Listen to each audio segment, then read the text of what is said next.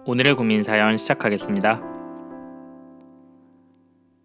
안녕하세요. 저는 하루하루 열심히 살아가고 있는 20대 여자입니다. 주변을 둘러보면 모두들 사는 게 참 힘들다고 말들을 하지요. 남들이 들으면 엄살이라고 할 수도 있는데 저도 사는 게 참 힘들었습니다. 아직 젊은 20대의 나이인데 뭐가 그렇게 힘드냐고 하면 할 말이 없지만 저도 나름대로 우여곡절이 많았답니다. 오죽하면 제 평생 소원이 남들처럼 평범하게 사는 거였겠어요. 왜냐하면 저는 지금까지 살아오면서 한 번도 평범하게 살아본 적이 없었거든요. 사실 저는 고아원 출신입니다. 부모님 얼굴은 기억도 나지 않아요. 고아원 원장님의 말씀에 따르면 저는 태어나자마자 바구니에 담긴 채 버려졌다고 하더군요. 그래서 저는 부모님을 원망할래야 할 수가 없었습니다.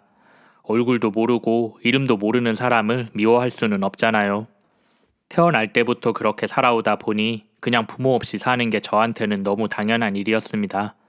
하지만 그렇다고 해서 정말 아무렇지도 않은 건 아니었죠. 학교를 다니기 시작하면서 저는 다른 친구들이 사는 모습을 보게 되었고, 고아원에서 사는 게 특별한 일이었다는 사실을 알게 되었습니다.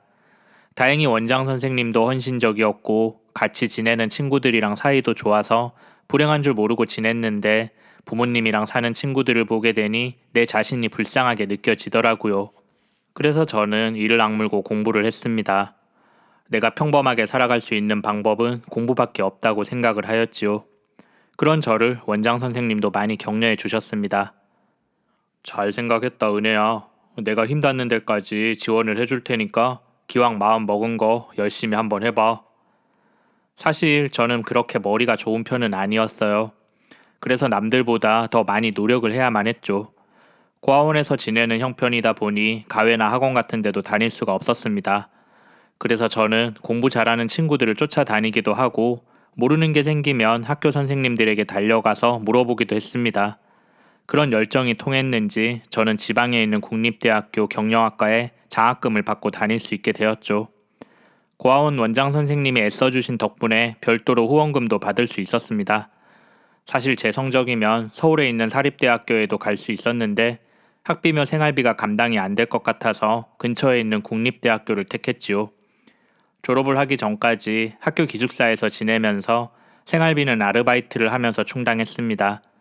대학에 가서도 저는 열심히 공부를 했고 덕분에 4년 내내 우수한 성적으로 장학금을 유지할 수 있었지요. 그렇게 휴학도 한번 하지 않고 4년 만에 학교를 졸업했습니다. 다른 학생들은 중간에 어학연수도 가고 교환학생 제도를 이용해서 유학도 가고 하는데 저는 그럴 만한 형편이 아니었죠. 남들 다 가는 배낭여행도 제게는 사치였습니다. 하루라도 빨리 졸업을 해서 좋은 곳에 취업을 하는 것이 유일한 꿈이었죠. 학교 성적도 좋았고 어학 점수도 높았기 때문에 졸업할 무렵 저는 자신감이 넘쳤습니다. 하지만 현실은 제가 생각한 대로 흘러가지 않더군요. 취업 준비를 하면서 제 자신감은 바닥까지 떨어졌습니다. 기왕이면 졸업을 하기 전에 취업을 해서 자리를 잡고 싶었는데 지원하는 회사마다 번번이 탈락을 했습니다. 대부분은 면접까지 가지도 못하고 서류 단계에서 탈락을 했죠.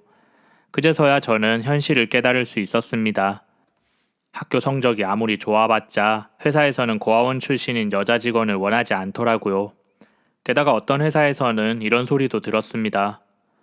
요즘에는 학교 공부만 열심히 한다고 해서 취업이 잘 되는 게 아니에요. 보아하니 어학연수도 안 다녀왔고 대외활동 경력도 전혀 없네요. 우리 회사에서는 책상머리에 앉아서 공부만 열심히 하는 사람을 원하지 않아요. 21세기형 인재는 공부는 기본이고 글로벌 감각까지 두루 갖춰야 한다고요. 내게 그렇게 말을 한 면접관은 나름대로 날 생각해서 해준 말이었는데 저는 그 말을 들으니 마치 혼나는 기분이 들더라고요. 그것과 동시에 서러운 마음도 들었습니다. 나만 열심히 하면 될 줄 알았는데 세상은 저같이 가난하고 가진 것 없는 사람들에게는 기회를 주지 않더군요. 결국 저는 졸업을 하고 나서도 취업이 되지 않았습니다. 할 수 없이 저는 조그만 방을 하나 구해서 혼자 지내게 되었지요. 햇볕도 들지 않는 반지하 원룸이었습니다. 대학을 졸업하면서 더 이상 기숙사에 살지 못하게 된 저는 그렇게라도 지낼 수밖에 없었지요. 그리고 방값이랑 생활비를 벌기 위해서 아르바이트를 계속했습니다. 그렇게 지내면서 취업을 위한 도전을 멈추지 않았지요. 아르바이트는 동네에 있는 프랜차이즈 커피숍에서 했습니다. 커피숍 아르바이트는 학교 다닐 때도 몇 번 해본 적이 있어서 익숙하게 할 수 있었지요. 그 커피숍은 번화가에 있었고 규모가 큰 가게였기 때문에 일하는 직원들도 많았습니다. 대부분은 나와 비슷한 또래의 20대 직원들이었죠. 비슷한 나이대의 사람들이 모여 있다 보니 우리는 금방 친해질 수 있었습니다. 내가 일을 하게 된 첫날 사람들은 신입 아르바이트생이 들어왔으니 회식을 하자고 하더군요. 특히 나보다 나이가 2살 많은 남자 직원이 적극적으로 나섰습니다. 은혜 씨라고 했죠. 우리가 비록 아르바이트긴 하지만 이렇게 만나게 된 것도 인연인데 친하게 지내봐요.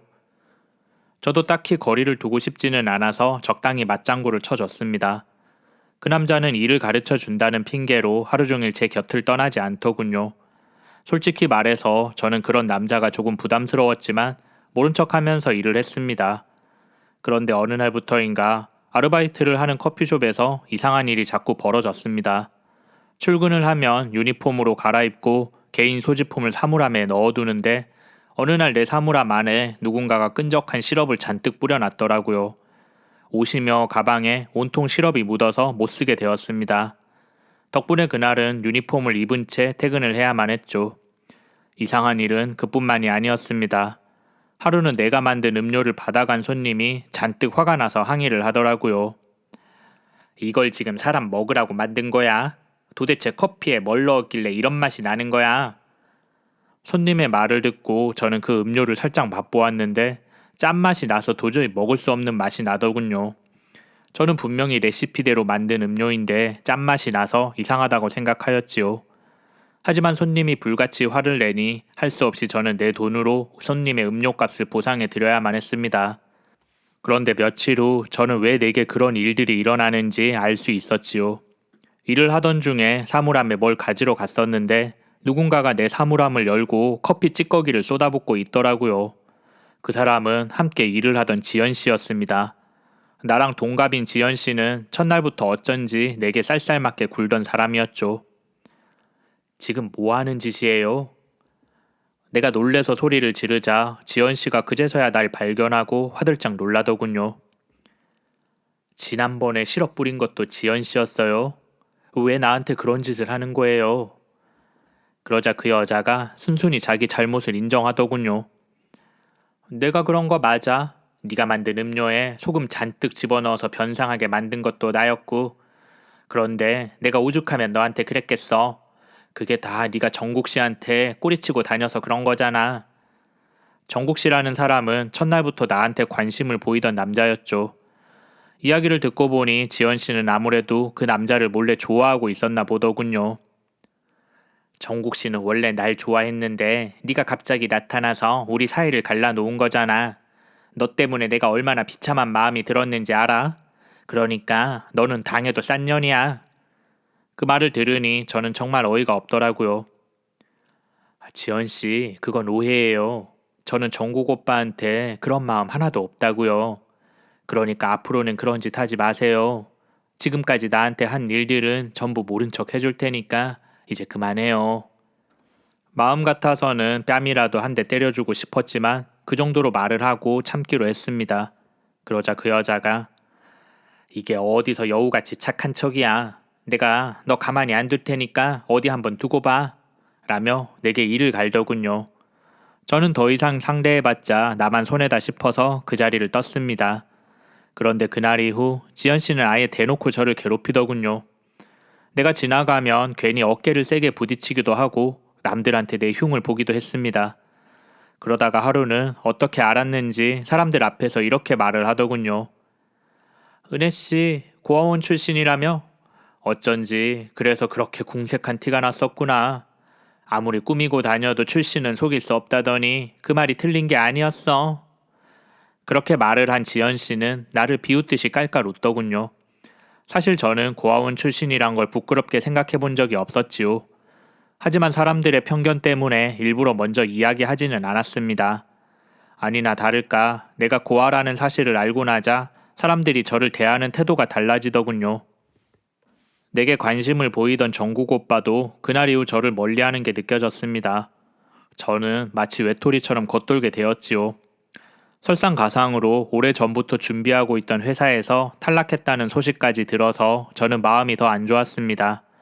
자신감은 온데간데 없고 내 인생은 왜 이렇게 불행하기만 할까라는 생각에 밤에 잠도 잘 오지 않았지요. 그래도 아르바이트를 그만둘 수는 없었습니다. 취업도 되지 않은 마당에 아르바이트까지 그만둬버리면 당장 먹고 살 돈이 없었거든요. 적어도 새로운 아르바이트를 구하기 전까지는 그 일을 계속 해야만 했습니다. 개인적으로는 안 좋은 일들이 많았지만 그래도 일을 할 때만큼은 최선을 다하려고 노력하였지요. 커피숍 일이라는 게 서비스업이다 보니 기분 나쁜 일이 있어도 미소를 유지해야만 했습니다. 그게 결코 쉬운 일은 아니었지만 그렇게 하는 것이 손님에 대한 예의라고 생각했었지요. 그래서 일을 할 때는 항상 내 기분보다 손님의 입장에서 생각하곤 했습니다. 물론 진상 손님들이 내게 함부로 대할 때는 나도 기분이 좋지 않았지만 빨리 잊으려고 노력하였지요. 그런데 유난히 진상 손님들이 많은 날이 있더라고요. 그날도 그런 날이었습니다. 게다가 하필이면 나만 보면 못 잡아먹어서 안달인 지연 씨와 함께 가게를 지키고 있던 날이었죠. 오전부터 단체 손님이 와서 정신이 없던 중에 이상한 아저씨 손님이 성희롱 비슷한 말을 하는 바람에 우리는 완전히 넋이 나가 있었죠. 특히 지연 씨는 화가 잔뜩 난 상태로 금방이라도 터질 것 같이 보였습니다. 그런데 그때 가게 안으로 할머니 한 분이 들어오시더군요. 수수한 옷차림의 할머니는 더운지 땀을 뻘뻘 흘리고 있었습니다. 그리곤 카운터로 와서 이렇게 말씀을 하시더군요. 죄송한데 여기 화장실을 좀 쓸 수 있을까요? 마침 저는 음료를 만드느라 뒤쪽에 있었고 지연 씨가 그 할머니를 상대하고 있었죠. 그런데 지연 씨가 그 할머니한테 갑자기 화를 버럭 내더라고요.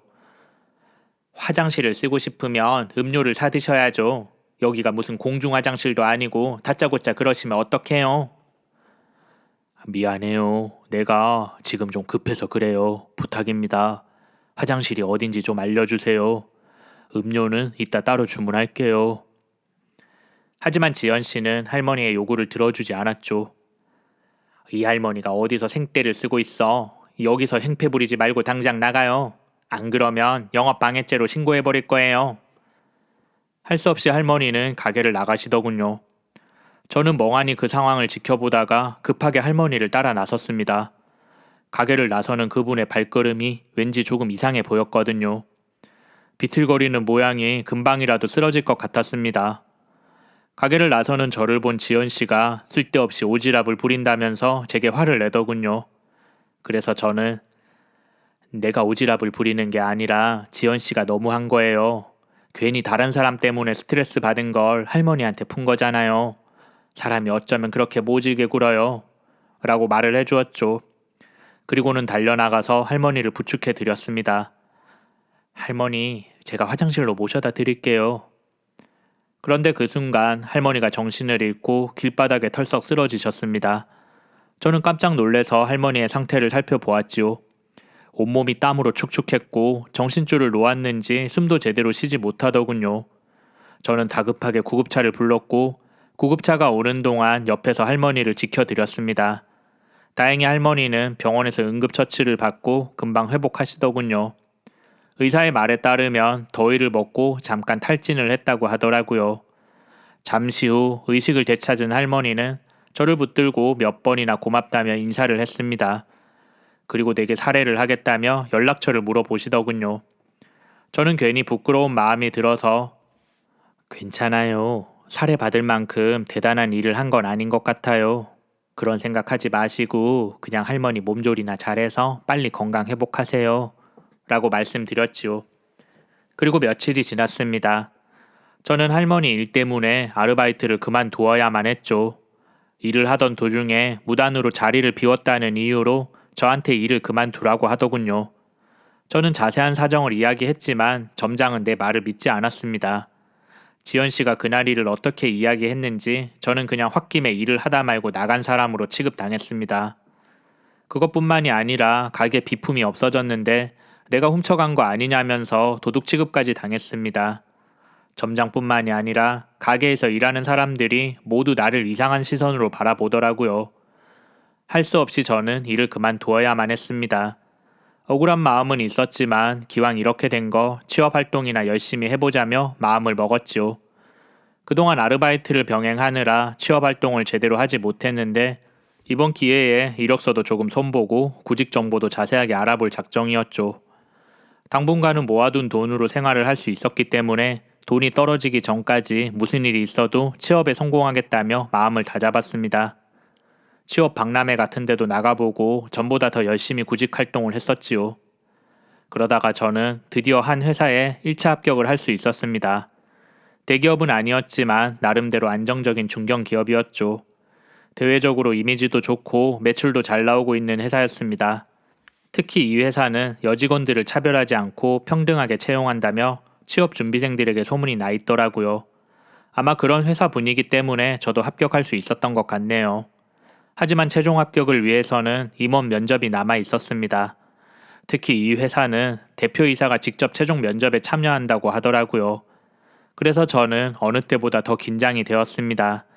만약에 실수라도 하면 지금까지 쌓아왔던 모든 것들이 무너진다고 생각하니 심장이 터질 것 같더군요. 그래서 저는 면접 시간보다 1시간이나 일찍 그곳에 도착했습니다.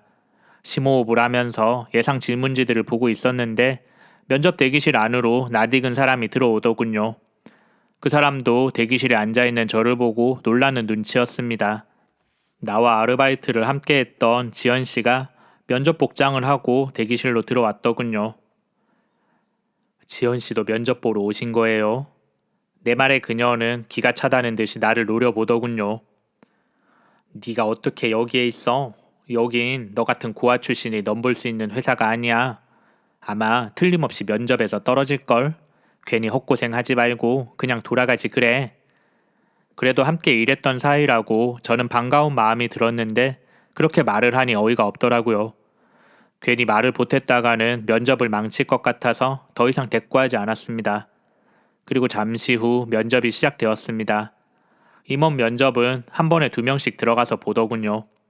그런데 공교롭게도 저와 지연 씨가 함께 들어가게 되었습니다. 지연 씨는 잘 됐네. 네 덕분에 내가 더 돋보이게 생겼어. 라며 기분 좋은 표정을 짓더군요. 그런데 그 표정은 잠시 후 잔뜩 일그러진 표정으로 바뀌었습니다. 그리고 뜻밖의 상황에 저도 깜짝 놀라고 말았지요. 면접관들 중에서 낯익은 얼굴이 있었거든요.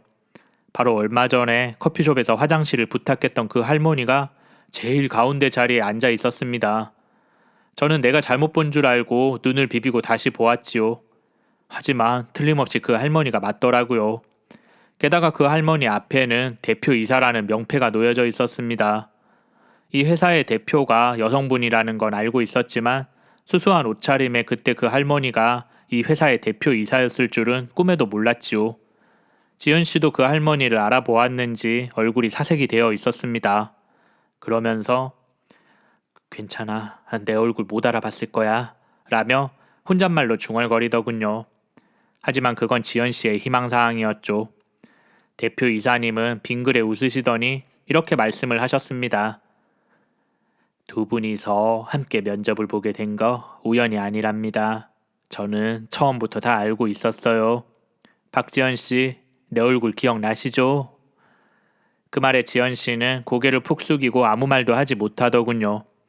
알고 보니 대표이사님은 임원 면접에 오기 전에 지원자들 이력서를 살펴보다가 우리 2명의 사진을 보게 되었다고 하더군요. 그걸 본 대표이사님은 몰래 면접 순서를 바꿨고 그래서 우리가 함께 들어가게 된 거였죠. 박지연 씨, 인과응보라는 말 알지요? 내가 지금까지 살아보니까 다른 사람들한테 모질게 대한 건 전부 본인한테 돌아오더라고요. 지연 씨가 아직 어려서 그럴 수도 있는데 이번 기회에 잘 배웠으면 좋겠네요. 그리고 은혜 씨는 내가 이력서를 좀 살펴봤는데 고아원 출신이라고? 네, 태어나자마자 고아원에서 자랐습니다. 그래요. 그동안 많이 힘들었을 텐데 이렇게 반듯하게 자라주었네요. 그날 은혜 씨 아니었으면 정말 큰일 났을지도 몰라요. 다시 한번 고맙다는 인사 드릴게요. 대표님의 말에 저는 몸둘 바를 몰랐습니다. 갑작스럽게 벌어진 상황에 정신을 차릴 수가 없었지요. 고개를 숙이고 있던 지연 씨는 말없이 주먹을 꽉 쥐고 있었습니다. 그러다가 갑자기 무릎을 꿇더니 싹싹 빌기 시작하더군요. 할머니, 아니 대표님, 저 한 번만 용서해 주세요. 제가 무슨 일이든 할게요. 저 이번에도 떨어지면 더 이상 기회가 없어요. 졸업하고 1년을 그냥 날렸는데 또 취업 재수생이 될 수는 없잖아요. 내가 여기까지 어떻게 올라왔는데 그딴 일로 떨어지는 건 정말 말이 안 되잖아요. 그리고 고아원 출신인 애가 뭘 알겠어요. 학교도 제가 더 좋은 데를 나왔고요. 외모도 제가 더 나은 것 같습니다. 지연 씨는 이성을 잃었는지 횡설수설하더라고요. 그러자 대표님이 잔뜩 화가 난 표정으로 소리를 지르셨습니다. 지연 씨가 그래서 안 되는 거야. 학벌이 아무리 좋고 부모님이 계시면 뭐해. 인성이 바닥인데. 그리고 지연 씨가 모르는 게 있나 본데 나도 고아원 출신이야. 취업 준비하면서 그 정도 정보도 알아보지 않고 온 거야. 지연 씨는 인성도 인성이지만 취업을 할 준비가 안 되어 있어. 그 말에 지연 씨는 모든 것을 포기한 듯 망연자실한 표정을 짓더군요. 그리고 며칠이 지났습니다. 예상대로 저는 그 회사에 당당하게 합격을 했고 지연 씨는 최종 탈락을 하게 되었죠. 합격 후에 대표 이사님을 따로 만나게 되었는데 제게 이런 말씀을 들려주셨습니다. 은혜 씨는 내가 아니었더라도 틀림없이 합격을 했을 거예요. 나도 비슷한 일들을 많이 겪어봐서 사람들의 편견이 얼마나 무서운지 아는데 그래도 열심히 하면 언젠가는 알아봐 주더라고요. 은혜 씨도 그동안 열심히 해왔으니까 보답을 받은 거지요. 대표님은 저를 보면 본인의 젊은 시절이 생각난다고 하시더군요. 그러면서 제게 하고 싶은 일이 있으면 망설이지 말고 해보라고 하셨습니다. 대표님의 말에 저는 태어나서 처음으로 든든한 어른의 존재를 느낄 수 있었지요.